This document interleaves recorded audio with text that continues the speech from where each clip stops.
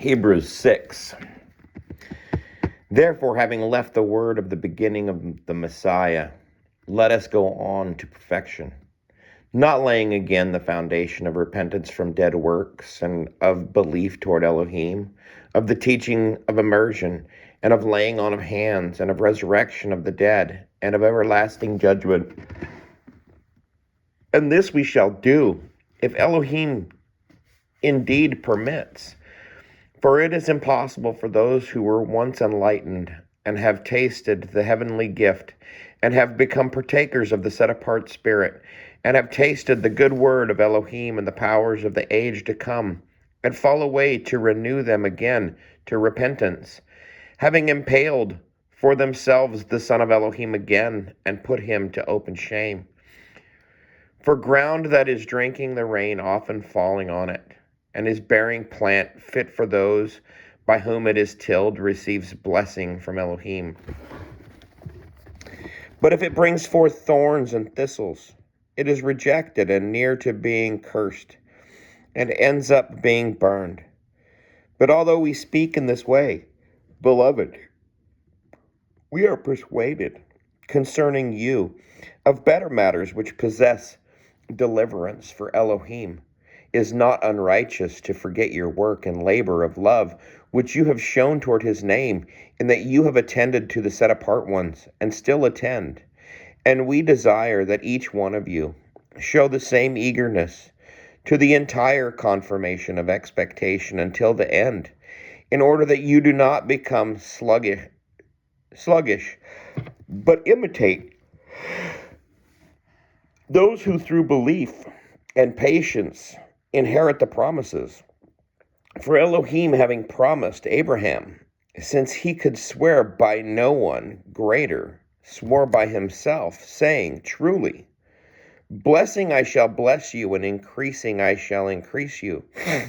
And so after being patient, he obtained the promise. For men do indeed swear by the one greater, and an oath for confirmation is for them at end of all dispute. In this way, Elohim resolving to show even more clearly, to the heirs of promise, the unchangeableness of his purpose, confirmed it by an oath, so that by two unchangeable matters in which it is impossible for Elohim to lie, we might have strong encouragement. We who have fled for refuge to lay hold of the expectation set before us, which we have as an anchor of the life, both safe and firm, and entering into that within the veil, where Yeshua has entered as a forerunner for us, having become high priest forever according to the order of Melchizedek. Chapter 7. For this Melchizedek, sovereign of Shalem, priest of the Most High Elohim, who met Abraham, returning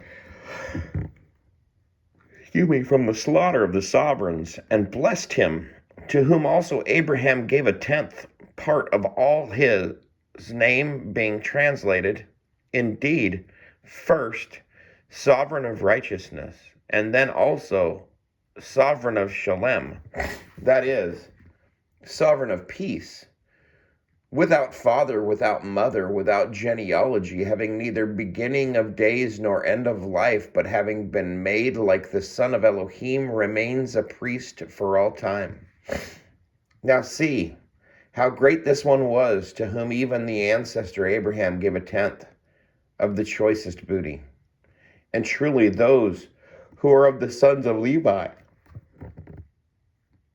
who receive the priesthood, have a command to receive tithes from the people according to the Torah, that is, from their brothers, though they have come from the loins of Abraham.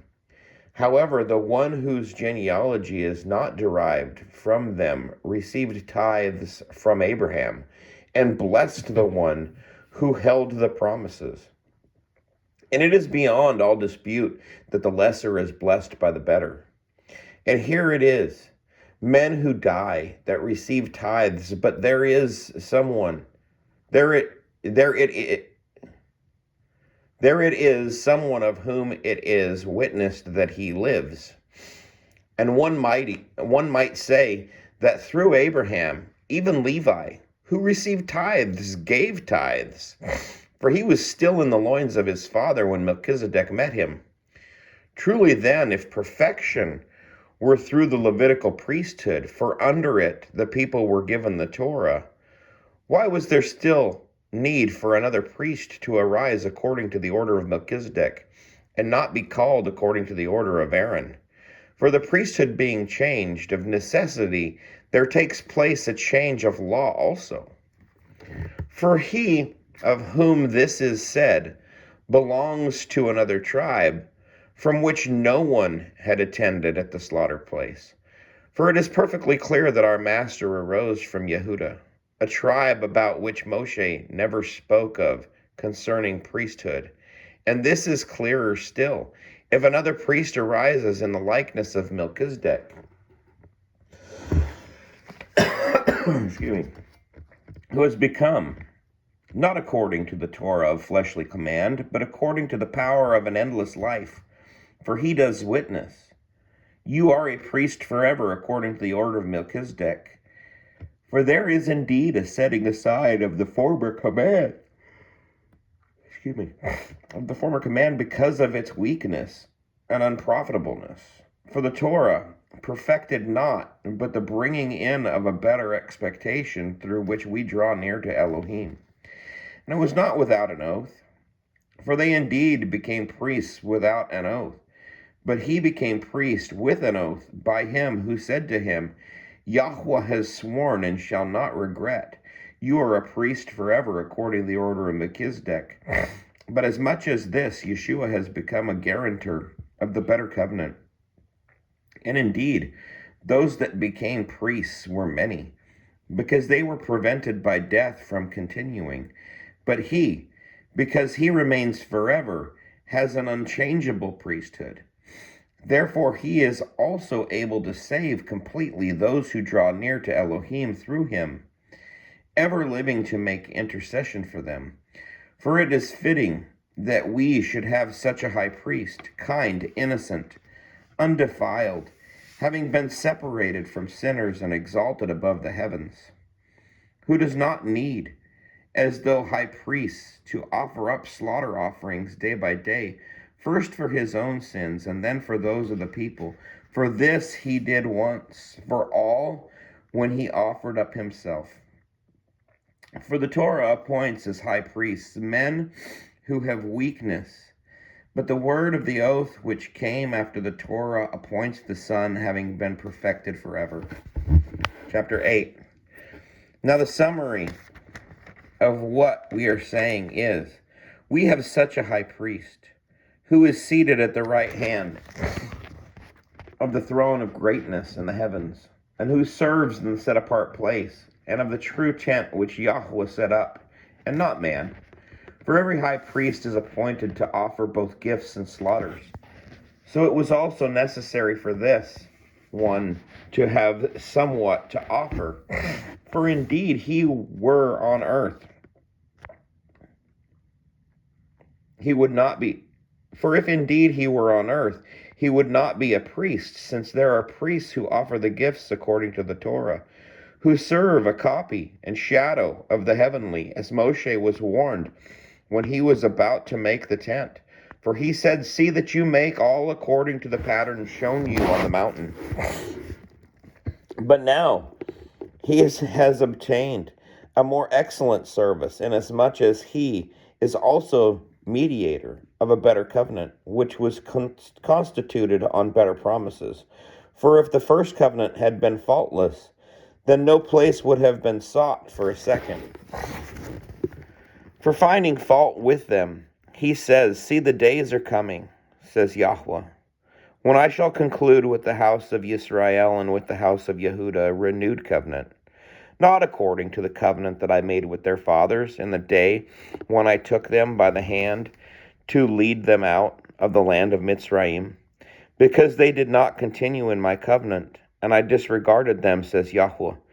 Because this is the covenant that I shall make with the house of Israel after those days, says Yahweh, giving my laws in their mind, and I shall write them on their hearts, and I shall be their Elohim, and they shall be my people.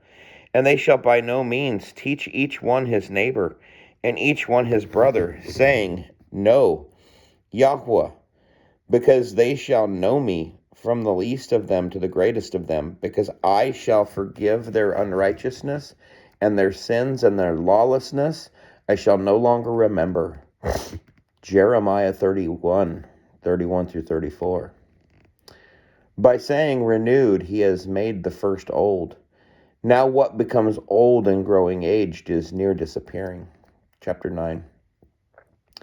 Now the first covenant indeed had regulations of worship and the earthly set-apart place. For a tent was prepared, the first part in which was the lampstand and the table and the showbread, which is called the set-apart place. And after the second veil, the part of the tent, which is called most set apart, to which belonged the golden censer, and the ark of the covenant overlaid on all sides with gold, in which were the golden pot that held the manna, and the rod of Aaron that budded, and the tablets of the covenant, and above it the cherubim of esteem were overshadowing the place of atonement, about which we do not now speak in detail. And these having been prepared like this, the priests always went into the first part of the tent, accomplishing the services. But into the second part the high priest went alone once a year, not without blood, which he offered for himself and for sins of ignorance of the people.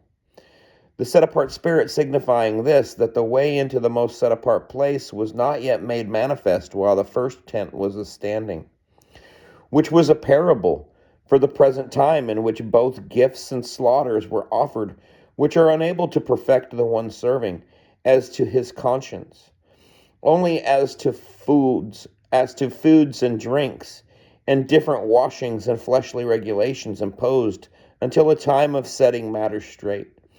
But Messiah, having become a high priest of the coming good matters, through the greater and more perfect tent, not made with hands, that is, not of this creation, entered into the set-apart places,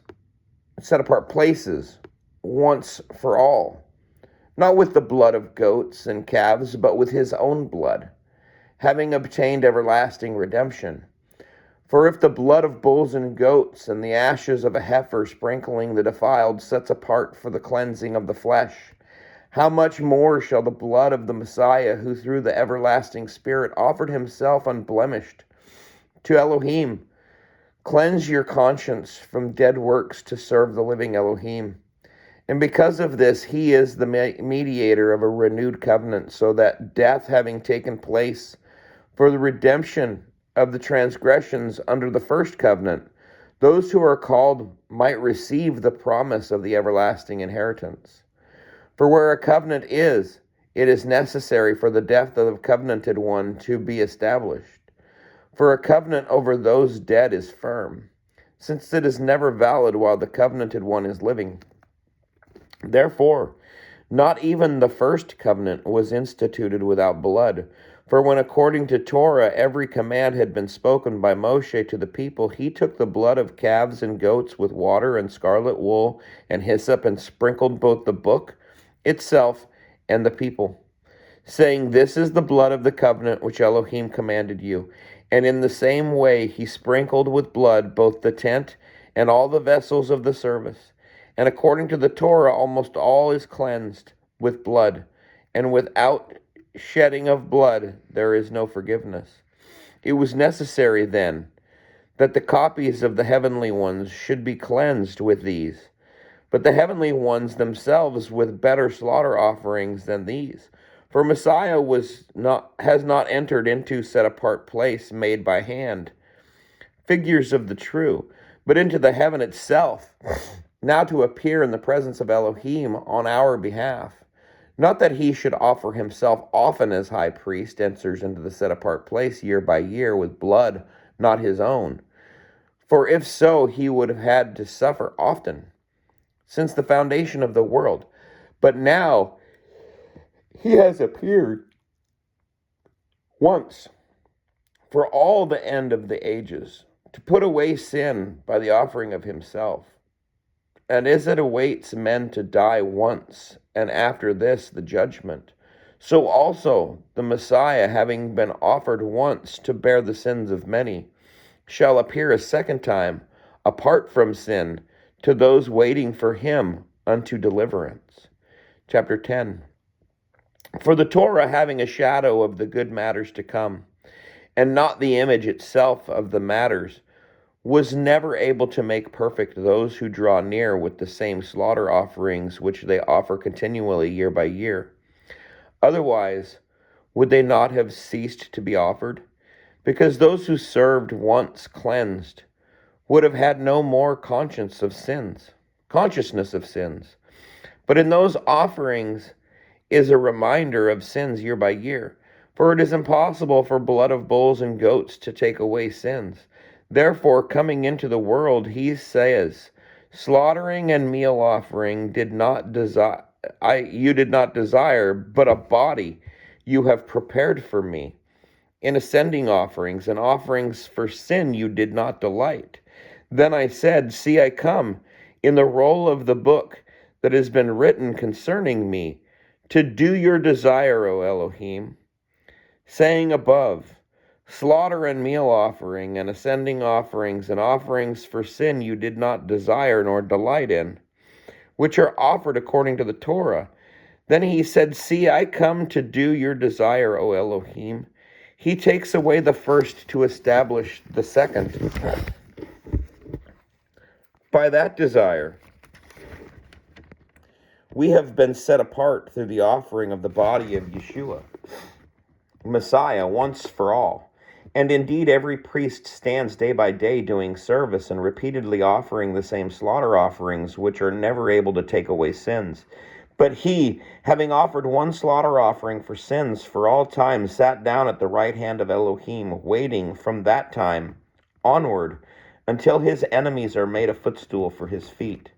For by one offering he has perfected for all time those who are being set apart.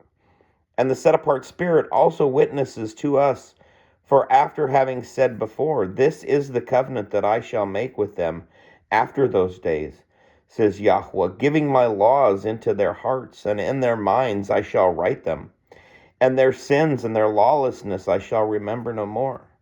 Now where there is forgiveness of these, there is no longer a slaughter offering for sin. So brothers, having boldness to enter into the set-apart place by the blood of Yeshua, by a new and living way which he instituted for us through the veil that is his flesh, and having a high priest over the house of Elohim, let us draw near with a true heart, in completeness of belief, having our hearts sprinkled from a wicked conscience and our bodies washed with clean water.